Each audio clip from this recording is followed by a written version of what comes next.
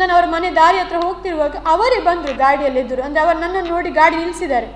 ಅವ್ರ ತಂದೆಯವರೇನೋ ಹೇಳಿದ್ದಾರೆ, ನಾನು ಗಾಡಿ ಅಡ್ಡ ಹಾಕಿದೆ ಹಾಗೆ ಹೀಗೆ ಅಂತ. ಬೇಕಾದ್ರೆ ಅವರು ಎಲ್ಲದಕ್ಕೆ ಹೇಳ್ತಾರೆ CC ಕ್ಯಾಮರಾ ಚೆಕ್ ಮಾಡಿ ಅಂತ. ಸೊ ನಾನು ಸಹ ಹೇಳ್ತೇನೆ, CC ಕ್ಯಾಮರಾ ಚೆಕ್ ಮಾಡಿ ನೀವು, ಏನಂತ ಅವ್ರಿಗೆ ಗೊತ್ತಾಗುತ್ತೆ. ಅವ್ರು ನಿಲ್ಲಿಸಿದ ಮೇಲೆ ನಾನು ಹೋಗಿ ಫಸ್ಟ್ ಅವ್ರ ಹತ್ರ ಕೇಳಿದೆ, ಮೊಬೈಲ್ ಯಾಕೆ ಆಫ್ ಮಾಡಿದ್ದೀರಿ, ಎಂತಾಯಿತು ಅಂತ.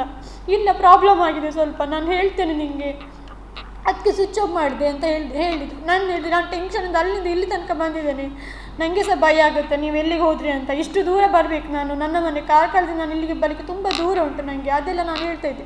ಅಷ್ಟೊತ್ತಿಗೆ ಅವರ ತಾಯಿ ಹೇಳಿ, ನನಗೆ ನೀವು ಇಷ್ಟ ಇಲ್ಲ, ನಿನ್ನನ್ನು ಅವರು ನಿನ್ನ ಜೊತೆ ಅವ್ನು ಬಾಳು ಸಹ ನಮಗೆ ಇಷ್ಟ ಇಲ್ಲ, ನೀನು ಅವನಿಗೆ ವಿಚ್ಛೇದನ ಕೊಟ್ಟಬೇಡು, ನಮಗೆ ನೀನು ಇಷ್ಟ ಇಲ್ಲ ಅಂತ.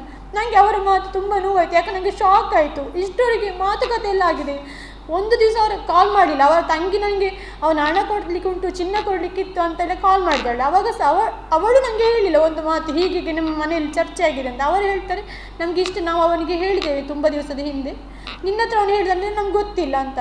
ಸೊ ಆ ಟೈಮಲ್ಲಿ ಸುದೀಪ್ ಅವ್ರ ತಾಯಿಗೆ ಹೇಳಿದ್ದಾರೆ, ಅಮ್ಮ ಅವ್ರು ಟೆನ್ಷನಿಂದ ಬಂದೇಳು, ಸುಮ್ಮನೆ ಈ ಟೈಮಲ್ಲಿ ಎಂಥ ಸಮಾಧಾನ, ನಿಮಗೆ ಇಷ್ಟ ಇಲ್ಲದಿದ್ದರೆ ಪರವಾಗಿಲ್ಲ, ಬಟ್ ನನಗೆ ಇಷ್ಟ ಇದೆ ಅಂತ ನಾನು ಅವಳನ್ನು ಮದುವೆ ಆಗಿರುವುದು. ಸೊ ಇವಾಗ ನೀವು ಅವಳಿಗೆ ಈ ಟೈಮಲ್ಲಿ ಅಂತ ಸಹ ಹೇಳಬೇಡಿ, ಅವಳು ಮೊದಲೇ ಅಲ್ಲಿಂದ ಬಂದಿದ್ದಾಳೆ, ಸುಮ್ಮನೆ ಒಬ್ಬಳೆ ಬೇಡ ಅಂತ ಹೇಳಿದ್ವಿ. ಬಂದು ಕಾರಲ್ಲಿ ಕೂತ್ಕೊ ಅಂತ ಹೇಳಿದ್ರು. ನಾನು ಜೋರಾಗಿ ಅಳ್ತಾ ಇದ್ದೆ. ಅದಕ್ಕೆ ಅವನ ತಾಯಿ ಹೇಳಿದ್ರು, ಅವಳು ಬಂದು ಕೂತ್ಕೊಳ್ಳೋದಾದರೆ ನಾನು ನಿನ್ನ ಜೊತೆ ಕಾರಲ್ಲಿ ಬರೋದಿಲ್ಲ ಅಂತ ಹೇಳಿದ್ರು. ನಾನು ಅದಕ್ಕೆ ಅಲ್ಲಿ ಕೂಗಿದ್ದೇನೆ, ಜೋರಾಗಿ ಕೂಗಿದ್ದೇನೆ, ರೋಡ್ ಹತ್ರ ನಾನು ಕೂಗಿದ್ದೇನೆ. ಆಮೇಲೆ ಅವ್ರು ಹೇಳಿದ್ರು, ಬೇಡಮ್ಮ ಸುಮ್ಮನೆ ಕಿರಿಕಿರಿ ಆಗ್ತದೆ ಇಲ್ಲಿ, ಅವಳು ಬಂದು ಕೂತ್ಕೊಳ್ಳಿ, ನಾನು ನಿಮ್ಮನ್ನು ಬಿಡ್ತೇನೆ, ಅಲ್ಲಿ ಅವರು ಬೆಳ್ತಂಗಡಿಗೆ ಹೊರಟಿದ್ರು, ನಾನು ಅಲ್ಲಿ ಬಿಡ್ತೇನೆ ಅಂತ. ನಾನು ಆಮೇಲೆ ಗಾಡಿಯಲ್ಲಿ ಕೂತ್ಕೊಳ್ಳಿಕ್ಕೆ ಹೋದೆ. ಅವರು ಏನು ಅವರ ತಾಯಿ ನನಗೆ ಎಳೆದು ಅವಳನ್ನು ಹಿಂದೆ ಕೂರಿಸಿದ್ದಾನೆ ಅಂತ ಹೇಳಿದ್ದಾರೆ. ಸೊ ನಾನು ಸಹ ಹೇಳ್ತೇನೆ, ದಯವಿಟ್ಟು ಅಲ್ಲಿ CC ಕ್ಯಾಮರಾ, ಅದು ಹೈವೇ ಆ ಹತ್ರನೇ ಇದೆ, ಸೊ ಅಲ್ಲೇನೋ ಸ್ಕೂಲ್ ಇದೆ, ಅಲ್ಲಿ CC ಕ್ಯಾಮರಾ ಇದೆ, ನಾನು ಎಳೆದು ಕೂತ್ಕೊಳ್ಳೋ ಅಥವಾ ಏನೋ ಹೊಡೆದಿದ್ದೇನೆ, ಬೇರೆ ಬೇರೆ ಶಬ್ದದಲ್ಲಿ ಬೈದಿದ್ದೇನೆ ಅಂತ ಹೇಳಿದ್ದಾರೆ. ಸೊ ನಾನು ಸಹ ಹೇಳ್ತೇನೆ, ದಯವಿಟ್ಟು CC ಕ್ಯಾಮರಾ ಚೆಕ್ ಮಾಡಿ. ನನ್ನ ಗಂಡ ಮೊಬೈಲ್ ಆಫ್ ಮಾಡಿದ್ದಾರೆ ಅಂತ ನಾನು ಅಲ್ಲಿ ಹೋದದ್ದು ಬಿಟ್ಟರೆ ಮತ್ತು ಯಾವುದೇ ಕಿರಿಕಿರಿ ಮಾಡಲಿಕ್ಕಾಗಲಿ ಯಾವುದಕ್ಕೂ ಹೋದದಲ್ಲ. ನನಗೆ ಟೆನ್ಷನಿಂದ ನಾನು ಹೋದದ್ದು. ನನಗೆ ಸಹ ಪಾಸ್ಟ್ ಲೈಫಲ್ಲಿ ಆದಂಥ ಕೆಲವು ಘಟನೆ ನನಗೆ ತುಂಬ ಇರಿಟೇಷನ್ ಆಗ್ತಿತ್ತು. ಸೊ ಇನ್ನು ಇದರಲ್ಲಿ ಪ್ರಾಬ್ಲಮ್ ಆಗುತ್ತೆ ಅಥವಾ ಏನಾಗುತ್ತೆ ಗೊತ್ತಿಲ್ಲ, ಅದಕ್ಕೆ ಅಂತ ನಾನು ಅಲ್ಲಿ ಹೋದದ್ದು. ಎಳೆದು ಕೂತ್ಕೊಳ್ಸಿ ಅದೇನು ಏನಿಲ್ಲ. ಅಲ್ಲಿಂದ ನಡು ದಾರಿಯಲ್ಲಿ ಬರುವಾಗ ಸಹ ಅವನ ತಾಯಿ ಹೇಳಿದ್ರು, ನೀನು ಅವಳ ಜೊತೆ ಬಂದ, ನಾನು ಬರೋದಿಲ್ಲ, ನನ್ನನ್ನು ಬಿಡು ಅರ್ಧದಲ್ಲಿ, ನಾನು ಹೋಗ್ತೇನೆ ಅಂತ. ಅವನು ಮತ್ತೆ ಇಲ್ಲ, ನಾನು ಬೆಳ್ತಂಗಡಿ ತನಕ ನಿಮ್ಮನ್ನು ಬಿಡ್ತೇನೆ ಅಂತ ಹೇಳಿ ಅಲ್ಲಿಂದ ಆಟೋಗೆ ಕಾಲ್ ಮಾಡಿ, ಪರಿಚಯದ ಆಟೋದವರಿಗೆ ಕಾಲ್ ಮಾಡಿದ್ದಾರೆ ಅವರು. ಅದು ಸಹ ಅವರ ಕಾಲಲ್ಲಿ ಇರ್ಬೋದು, ಕಾಲ್ ಮಾಡಿದ ಲೀಸ್ಟರ್ ಇದೆ, ಅವರ ಆಟೋಗೆ ಕಾಲ್ ಮಾಡಿ ಅವರ ಅಮ್ಮನಲ್ಲಿಂದ ಕಳಿಸ್ತಿದ್ದಾರೆ. ಮತ್ತು ದಾರಿ ಹತ್ರ ಬರುವಾಗ ನಾನು ಮತ್ತೆ ಅವ್ರ ವಿಷಯ, ನಾವಿಬ್ಬರು ಇರೋದ್ರಿಂದ ನಾವು ಮನೆಗೆ ಅಂತ ಹೊರಡ್ತೀವಿ ಕಾರ್ಕಳಕ್ಕೆ ಅಂತ. ದಾರಿಯಲ್ಲಿ ಬರುವಾಗ ನಾನು ಅವ್ರ ಹತ್ರ ಕೇಳಿದೆ, ಯಾಕೆ ಸ್ವಿಚ್ ಆಫ್ ಎಂತ ರೀಸನ್ ಅಂತ ಹೇಳಿ ನನಗೆ. ನಿನ್ನ ನೈಟ್ ಸಹ ಹೇಳಿರಿ, ಮನೇಲಿ ಒಪ್ಪದಿದ್ದರೆ ಹೀಗೆ ಮಾಡೋದು ಅಂತ ಹೇಳಿದ್ದೀರಿ ನೀವು. ಸೊ ಮನೇಲಿ ಯಾಕೆ ಒಪ್ಪೋದಿಲ್ಲ ಅಂತ ನನಗೆ ವಿಷಯ ಅಂತ ಹೇಳಿ, ಎಂತಾಗಿದೆ ಹಾಗೆ ಅಂತ. ಸೊ ಅದಕ್ಕಿಂತ ಮುಂಚೆ ನಾನು ವೇಣುಗೋಪಾಲ್ ಶೆಟ್ಟಿ ಅಂತ, ಇವಾಗ ಅವರು ಏನೋ ಪ್ರೆಸ್ ಮೀಟಲ್ಲಿ ಬಂದು ಬಾಯಿಗೆ ಬಂದಾಗ ಹೇಳ್ತಾ ಇದ್ದಾನೆ. ಸೊ ಇವನ ವಿಚಾರ ನಾನು ಅವರಿಗೆ ಮುಂಚೆ ಹೇಳಿದ್ದೆ. ಅವರು ಸಹ ನನಗೆ ಒಂದು ಸಲ ಹೇಳಿದೆ, ಅವನ ಮನೆಗೆ ಕಾಲ್ ಮಾಡಿ, ಯಾರ ಮೂಲಕ ಕಾಲ್ ಮಾಡಿದರೆ ಗೊತ್ತಿಲ್ಲ, ಹೀಗೀಗೆ ನನ್ನ ಮನೆಯಲ್ಲಿ ಕೇಳಿದರು ವೇಣುಗೋಪಾಲ್ ಯಾರಂತ ಕೇಳಿದ್ದಾರೆ. ನಾನು ಅವಾಗ ಹೇಳಿದೆ, ನನಗೆ ಅದೆಲ್ಲ ವಿಷಯ ಗೊತ್ತು, ಅವನು ಡ್ರಾಮಾ ಟೀಮಿನವ, ಅವಳೆಲ್ಲ ನಂತರ ಹೇಳಿದಾಳೆ ಅಂತ ಹೇಳಿದ್ದೇನೆ ಅಂತ.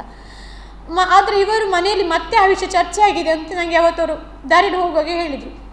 ಮನೆಯಲ್ಲಿ ಮದುವೆ ವಿಚಾರಕ್ಕೆ ಚರ್ಚೆ ಆಯಿತು, ಅದಕ್ಕೆ ಒಂದು ವೇಳೆ ಒಪ್ಪದಿದ್ದರೆ ನಿಮ್ಮ ಮನೆಯಲ್ಲಿ ನನ್ನನ್ನು ಸೇರಿಸ್ಕೊಳ್ತಾರಾ ಅಥವಾ ನಿಮ್ಮನ್ನು ಮದುವೆ ಆಗಲಿಕ್ಕೆ ಬಿಡ್ತಾರಾ ಅಂತ ನಾನು ಅದಕ್ಕೋಸ್ಕರ ನಿಮಗೆ ನಿನ್ನೆ ಕಾಲ್ ಮಾಡಿ ಹೇಳಿದ್ದೇನೆ. ಸ್ವಿಚ್ ಆಫ್ ಮಾಡಿದೆ ಯಾಕಂತ ಹೇಳಿದರೆ, ನನ್ನ ಅಪ್ಪ ಯಾರ ಸಾಲಗಾರರಿಗೆ ಮನೆಗೆ ಬರಲಿಕ್ಕೆ ಹೇಳಿದ್ದಾರೆ. ಅಂದರೆ ಅವರು ಹೇಳಿದಂಗೆ ಹಾಗೆ, ಅವರು ಹೇಳಿದ್ದಾರೆ ಇಲ್ವ ನನಗೆ ಗೊತ್ತಿಲ್ಲ, ಯಾಕಂದರೆ ಅವರಿಗೆ ಮತ್ತು ಅಪ್ಪನಿಗೆ ಎಷ್ಟು ಅಂದರೆ ಸಹ ಅಷ್ಟೇ, ಅವರು ಮಾತಾಡ್ತಾ ಇರಲಿಲ್ಲ, ಯಾವುದೇ ವಿಷಯಕ್ಕೆ ಅವರಿಗೆ ಚರ್ಚೆ ಅದವೆಂತ ಇರಲಿಲ್ಲ. ಅವರು ಮನೆಗೆ ಹೋಗುವ ವಿಷಯ ಗೊತ್ತಾಗಿ ಅಪ್ಪ ಕರೆಸಿದ್ದಾರೆ ಲೋನ್ನವರು. ಸೊ ಕಿರಿಕಿರಿ ಆಯಿತು. ಸೊ ನನಗೆ ತುಂಬ ಟೆನ್ಷನ್ ಆಯಿತು, ನೀವು ಈ ಕಡೆ ನಿಮ್ಮನ್ನಲ್ಲ, ಆ ಕಡೆ ಮನೆಯವರಲ್ಲ, ಈ ಕಡೆ ಸಾಲದೆಲ್ಲ ಕಿರಿಕಿರಿ. ಸೊ ಅದಕ್ಕಾಗಿ ನಾನು ಸ್ವಿಚ್ ಆಫ್ ಮಾಡಿಟ್ಟದ್ದು ಅಷ್ಟೇ ವಿಷಯ.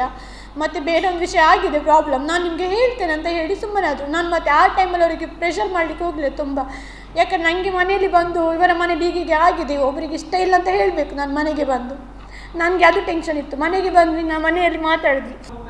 ಹಾಂ ಸರ್, ನಾನು ಮುಸ್ಲಿಂ ಹೆಂಗ್ಸಿದ್ದು ಹೇಳಿದೆ, ಅದು ಸಹ ಪ್ಲೇ ಮಾಡ್ತೇನೆ ಸರ್ ಜಸ್ಟು. ಹಾಂ ಹೌದು ಸರ್, ನಾನು ಆಲ್ರೆಡಿ ಸ್ಟೇಷನಿಗೆ ಕಂಪ್ಲೇಂಟ್ ಎಲ್ಲ ಮಾಡಿದ್ದೇನೆ. ಅವನು ಬಿಡ್ಲ ಸಲ್ಲದೆಲ್ಲ ಹೇಳ್ತಾ ಇದ್ದಾನೆ ಅಂತ ನಾನು ಆಲ್ರೆಡಿ ಕಂಪ್ಲೇಂಟ್ ಮಾಡಿದ್ದೇನೆ ಕಾರ್ಕಳದಲ್ಲಿ. ಹಾಗೆ SP ಆಫೀಸಿಗೆ ಸಹ ಎಲ್ಲ ಮಾಡಿದ್ದೇವೆ ನಾವು. ಸುದೀಪಿಗೆ ನನಗೆ ಗೊತ್ತಿರೋ ಪ್ರಕಾರ ಒಂದು 19 lakh ಮೇಲೆ ಇರಬೇಕು. ಬಟ್ ರೀಸೆಂಟಾಗಿ ಒಂದು ಇಬ್ಬರದ್ದು ಆ್ಯಕ್ಚುಲಿ ಇದು ಬಂದಿದೆ, ಕೋರ್ಟಿಂದ ನೋಟಿಸ್ ಬರುತ್ತಲ್ಲ, ಸೊ ಅದು ಬಂದಿದೆ. ಅದು ನಂತರ ಪ್ರೂಫ್ ಇದೆ. 5 ಲ್ಯಾಕ್ ಇದೊಂದು, ಮತ್ತೊಂದು 2 ಲ್ಯಾಕ್ ಎಲ್ಲ ಅದೆಲ್ಲ. ಮತ್ತು ಅವರ ಹೇಳೋದು ಗೋಲ್ಡ್ ಎಲ್ಲ ತಗೊಂಡಿದ್ದಾರೆ. ಅದೆಲ್ಲ ಎಷ್ಟೊಂದು ನನಗೆ ಗೊತ್ತಿರೋ 19 ಲ್ಯಾಕ್, ಅದಕ್ಕಿಂತ ಮೇಲೆ ಉಂಟಾ ಅದು ನನಗೆ ಗೊತ್ತಿಲ್ಲ. ಸರಿ, ಈ ವೇಣುಗೋಪಾಲ್ ಒಬ್ಬ ಡ್ರಾಮಾ ಆರ್ಟಿಸ್ಟ್. ಇವನ್ ಕೂಡ ಅಷ್ಟೇ, ನನಗೆ ಒಂದು ಸೋಷಿಯಲ್ ಮೀಡಿಯಾದಲ್ಲಿ ಪರಿಚಯ ಆಗಿದೆ. ಪರಿಚಯ ಡೈರೆಕ್ಟ್ ಅವನು ಪ್ರಪೋಸಲ್ ಇಟ್ಟಿದ್ದ. ಅವನು ಮೊನ್ನೆ ಹೇಳಿದಾನೆ ನಾನು ಮಾತಾಡ್ತಿದ್ದೆ ಹಾಗೆ ಹೀಗೆ ಅಂತ. ನನಗೆ ಆತನ ಪರಿಚಯ ಇಲ್ಲ. ಮೆಸೇಜಲ್ಲಿ ಫಸ್ಟ್ ಕನ್ವರ್ಸೇಷನ್ ಮಾಡಿದ್ದಾನೆ. ಕನ್ವರ್ಸೇಷನ್ ಕೂಡ ನನ್ನ ಹತ್ರ ಇದೆ. ಅವಳು ಹೀಗೆ ಇದ್ಲು ಹೀಗೆ ಅಂತ ಏನೋ ಎಲ್ಲ ಹೇಳಿದ್ದಾನೆ. ಬಟ್ ಅವನು ಪ್ರಪೋಸಲ್ ಬಂತು, ಮನೆಯಲ್ಲಿ ಮಾತಾಡಿದ, ಹೀಗೆ ಆಯಿತು, ಮನೆಗೆ ಬಂದು ಹೋಗೋದು ಜಾಸ್ತಿ ಮಾಡ್ತಿದ್ದ. ಆ ಟೈಮ್ ಅಂತ ಅಮ್ಮ ಹೇಳಿದ್ದಾನೆ, ನೀವು ಜಾಸ್ತಿ ಮನೆಗೆಲ್ಲ ಬರಬಾರ್ದು. ಇವಾಗ ನಿಮಗೆ ಒಂದು ಅಕ್ಕ ತಂಗಿ ನಾನು ಸಹ ಬಂದು ಹೋದರೆ ಕಿರಿಕಿರಿ ಆಗೋದಿಲ್ಲ ನಿಮಗೆ, ಹಾಗೆ ನಮಗೆ ಸಹ ಆಗ್ತಾ ಉಂಟು, ನೀವು ಪದೇ ಬಂದು ಹೋಗೋದೆಲ್ಲ ಮಾಡಬೇಡಿ ಅಂತ. ಆಮೇಲೆ ಅವನು ಪೋಸ್ಟ್ ಎಲ್ಲ ಆಗ್ತಿದ್ದ. ಅವನು ಏನು ಹೇಳಿದ, ನಾನು ಪೋಸ್ಟ್ ಹಾಕಲಿಕ್ಕೆ ಬಿಡ್ತಿರಲಿಲ್ಲ ಅಂತ.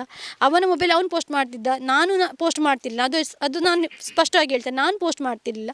ಅವನ ಪೋಸ್ಟ್ ನನಗೆ ಒಂದಷ್ಟು ಜನ ಕಾಲ್ ಮೆಸೇಜ್ ಮಾಡಿ ಇವನು ಹೇಗೆ ಸಿಕ್ಕಿದ್ದ, ಇವನ ಬಗ್ಗೆ ಗೊತ್ತಾ ಎಲ್ಲ ಹೇಳ್ತಿದ್ರು. ಆಮೇಲೆ ಸ್ವಲ್ಪ ದಿವಸ ಬಿಟ್ಟು ಒಬ್ಬರು ಹುಡುಗಿ ಕಾಲ್ ಮಾಡ್ತಾರೆ, ನನ್ನ ಜೊತೆ ಹೀಗೆ ರಿಲೇಷನ್ಶಿಪ್ಪಲ್ಲಿ ಇದ್ದ ಅಂತ ಎಲ್ಲ ಹೇಳ್ತಾರೆ. ಆ ವಿಷಯದಲ್ಲಿ ಇವನು ಚರ್ಚೆ ಮಾಡಿದಾಗ ಅದು ಮುಂಚೆದು, ಇವಾಗ ಬೇಡ, ನಿಮಗೆ ಸಹ ಮುಂಚೆ ಮದುವೆ ಆಗಿದೆ, ಪ್ರಾಬ್ಲಮ್ ಆಗಿದೆ, ನಾನು ಲೈಫ್ ಕೊಡ್ತಿದ್ದೇನೆ ಅಂತ ಹೇಳ್ತಾನೆ. ಆಮೇಲೆ ಮತ್ತೊಬ್ಬರು ಕಾಲ್ ಮಾಡ್ತಾರೆ, ಆಮೇಲೆ ಲಾಸ್ಟಿಗೆ ಒಬ್ಬರು ಮುಸ್ಲಿಮ್ ಇದು ರಿಲೇಷನ್ಶಿಪ್ ಗೊತ್ತಾದ ಮೇಲೆ ನಾವು ಅವನನ್ನು ಬೇಡ ಅಂತ ಹೇಳಿ ಇದು ಮಾಡಿದ್ವಿ. ಆವಾಗಿಂದ ಅವನಿಗೆ ರಿವೆಂಜ್ ಇತ್ತು ನಮ್ಮ ಮೇಲೆ. ಹೇಳ್ತಿದ್ದ, ನಾನು ನೋಡ್ಕೊಳ್ತೇನೆ ನಾನು ಯಾವಾಗಾದರೂ ಅಂತ ಹೇಳ್ತಿದ್ದ. ಬಟ್ ಈ ಟೈಮನ್ನು ಅವನು ಚೆನ್ನಾಗಿ ಯೂಸ್ ಮಾಡ್ಕೊಳ್ತಾ ಇದ್ದಾನೆ ಅಂತ ನನ್ನ ಅನಿಸಿಕೆ.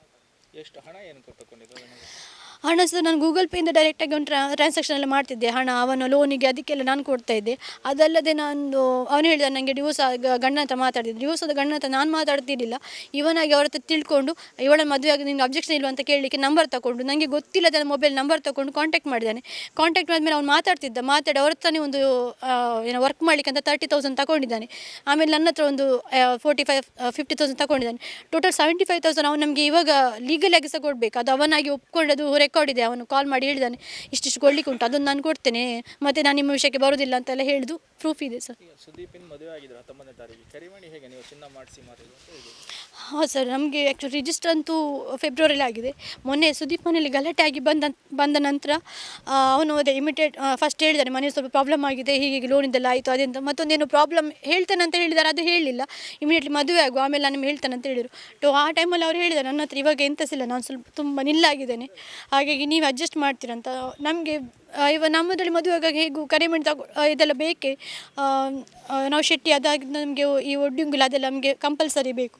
ಹಾಗಾಗಿ ನಂದು ಚಿನ್ನ ಇತ್ತು ನೆಕ್ಲೆಸ್ ಎಲ್ಲ, ಅದಕ್ಕೆ ನಾನು ಬೇಕಾದ ಪ್ರೂಫ್ ಎಲ್ಲ ತೋರಿಸ್ತೇನೆ, ಅದನ್ನೇ ತಗೊಂಡೋಗಿ ನಾವು ಕರಿಮಣಿ ಎಲ್ಲ ಮಾಡಿಸಿ ಮದುವೆದು ಅರೇಂಜ್ ಮಾಡ್ಕೊಂಡಿದ್ದು.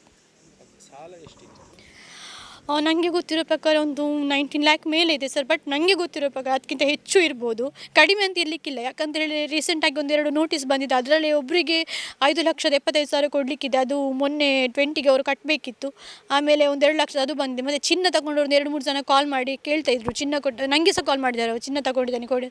ಹಾಗಾಗಿ ತುಂಬ ಇತ್ತು, ಅವರಿಗೆ ಯಾವುದು ಪ್ರೆಷರ್ ಇತ್ತು ನಮಗೆ ಸಹ ಗೊತ್ತಿಲ್ಲ. ಅವರು ತಂದೆ ತಾಯಿ ಇರುವಂಥ ಮನೆಗೆ ಹೋಗಿ ಬಂದ ನಂತರವೇ ಈ ಸೂಸೈಡ್ ಅಟೆಂಪ್ಟ್ ಮಾಡ್ಕೊಂಡಿರೋ? ಹಾಂ, ಅದಕ್ಕಿಂತ ಮುಂಚೆ ಯಾಕಂತ ಹೇಳಿದರೆ ಮಾತುಕತೆ ಆದಮೇಲೆ ಸಹ ನಮ್ಮೊಟ್ಟಿಗಿದ್ದು, ಯಾಕೆ ನಂದು ಡ್ರಾಮಾ ಎಲ್ಲ ನಡೀತಿದ್ದರಿಂದ ಅವರೇ ಡ್ರಾಮಾಕ್ಕೆ ಬಿಡಲಿಕ್ಕೆಲ್ಲ ಬರ್ತಿದ್ರು, ಒಳ್ಳೆ ರೀತಿಯಲ್ಲಿ ಇರ್ತಿದ್ರು. 1-2 ದಿವಸ ಅವರಲ್ಲೇ ಕಾರ್ಕಳದಲ್ಲಿ ರೂಮ್ ಎಲ್ಲ ಮಾಡ್ಕೊಂಡು, ಆಮೇಲೆ ನಮ್ಮದು ರಿಜಿಸ್ಟರ್ ಆಯಿತು. ರಿಜಿಸ್ಟರ್ ಆದಮೇಲೆ ಮನೆಯಲ್ಲಿ ಪರ್ಮಿಷನ್ ಸಿಕ್ತು ಇರಲಿಕ್ಕೆ, ನಮ್ಮ ಜೊತೆನೇ ಇದ್ದರು. ಮನೆಗೆ ಸಹ ಹೋಗಿ ಬಂದು ಮಾಡ್ತಿದ್ರು. ಅವ್ರು ನೆಲ್ಯಾಡಿಗೆ ಹೋಗ್ತಿರಲಿಲ್ಲ, ಹೆಚ್ಚಾಗಿ ಬೆಳ್ತಂಗಡಿಗೆ ಹೋಗೋದು. ನೆಲ್ಯಾಡಿಗೆ ಹೋದರೆ ತಂದೆ ಮತ್ತು ಅವರಿಗೆ ಆಗೋದಿಲ್ಲ, ಮಾತುಕತೆ ಇಲ್ಲ, ಕಿರಿಕಿರಿ ಆಗುತ್ತೆ, ತಂದೆ ಮಾತಾಡೋದಿಲ್ಲ ಅಂತ ಅಲ್ಲಿಗೆ ಹೋಗ್ತಾ ಇರಲಿಲ್ಲ.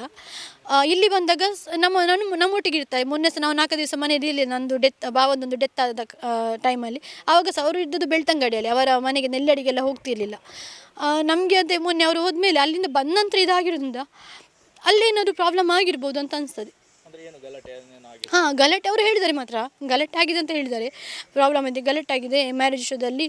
ಮತ್ತು ಆವಾಗ ಅದು ವೇಣುಗೋಪಾಲ್ ಅವರ ವಿಷಯ ಹೇಳಿದ್ದಾರೆ. ಅವರು ಮನೆಗೆ ಸಹ ಕಾಲ್ ಮಾಡಿ ಹೇಳಿದ್ದಾನೆ, ನಾನು ಮನೇಲಿ ಹೇಳಿದ್ದೇನೆ ನನಗೆ ಅದೆಲ್ಲ ವಿಷಯ ಅವಳು ಹೇಳಿದ್ದಾಳೆ ಅಂತ.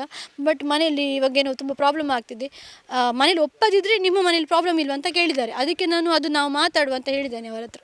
ಅವರ ಮನೆ ಕಿರಿಕಿರಿ ಜಾಸ್ತಿಯಾಗಿ ಈ ಅಟೆಂಪ್ಟ್ ಮಾಡಿ? ಹಾಂ ಸರ್, ಯಾಕಂದರೆ ನಮ್ಮ ಮನೇಲಿ ಅವ್ರಿಗೆ ಕಿರಿಕಿರಿ ಮಾಡೋ ರೈಟ್ಸ್ ನಮಗಿಲ್ಲ. ಇವಾಗ ನಾನು ಹೆಂಡತಿಯಾಗಿ ಕಿರಿಕಿರಿ ಮಾಡ್ತೇನೆ ಅಂತ ಹೇಳ್ಬೋದು, ನನಗೆ ರೈಟ್ಸ್ ಇದೆ. ನನ್ನ ತಂದೆ ತಾಯಿಗೆ ನನ್ನ ತಮ್ಮನಿಗೆಲ್ಲ ರೈಟ್ಸ್ ಇಲ್ಲ. ನನ್ನ ತಮ್ಮನ ಹತ್ರ ಅವ್ರು ತುಂಬ ಕ್ಲೋಸ್, ಅವನು ಬೇಕಾದರೆ ಅವನ ಕಾಲ್ ಲಿಸ್ಟಲ್ಲಿ ನೋಡ್ಬೋದು ಅಥವಾ ಮೆಸೇಜಲ್ಲಿ ಅವ್ರು ತುಂಬ ಕ್ಲೋಸ್, ಅವರು ಭಾವ ಅಂತ ಅಂದ್ಕೊಂಡು ತುಂಬ ಕ್ಲೋಸ್ ಇದ್ದರು.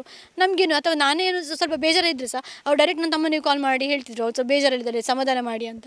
ನನಗೆ ಮತ್ತು ಅವರಿಗೆ ಪರ್ಸ್ನಲಾಗಿ ದೊಡ್ಡ ವಿಷಯಕ್ಕೆ ಯಾವತ್ತೂ ಗಲಾಟೆ ಆಗಲಿಲ್ಲ.